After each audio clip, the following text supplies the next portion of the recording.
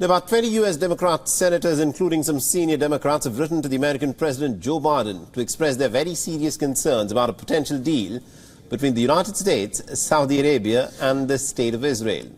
While declaring their backing for the normalization of ties between Tel Aviv and Riyadh, the senators have expressed their reservations about the potential U.S. security guarantees and also the nuclear energy support for the Saudis. Our correspondent Jody Cohen gives you more details.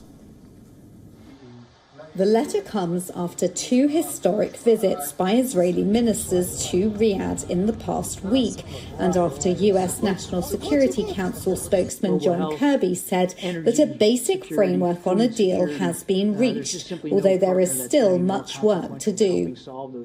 The letter suggested that the White House could face pushback if Washington meets certain demands from Riyadh. So what's on their list of demands? Firstly, Riyadh would like defence deals and support for a civilian nuclear energy programme from Washington. The senator's letter stated that the US must hold Saudi Arabia to the gold standard of the US Atomic Energy Act to ensure a framework for peaceful nuclear cooperation. Secondly, Saudi Arabia would like to see major concessions from Israel to the Palestinians, although a recent Reuters report suggested that this could be reduced to improving Palestinian livelihoods as opposed to land concessions in order for it to get Israeli government approval. The letter stipulated that meaningful provisions for the Palestinians should be included in any deal to preserve the option of a two-state solution. The letter calls the kingdom, quote, an authoritarian regime which regularly undermines US interests in the region, has a deeply concerning human rights record, and has pursued an aggressive and reckless foreign policy agenda.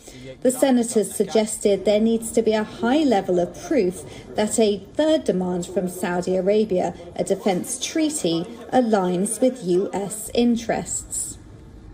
This potential deal has implications not only for the US, Saudi Arabia and Israel, but also for the Palestinians, the West Asia region as a whole, and even India, which is a partner in the new India-Middle East-Europe corridor that was announced at the G20 in New Delhi.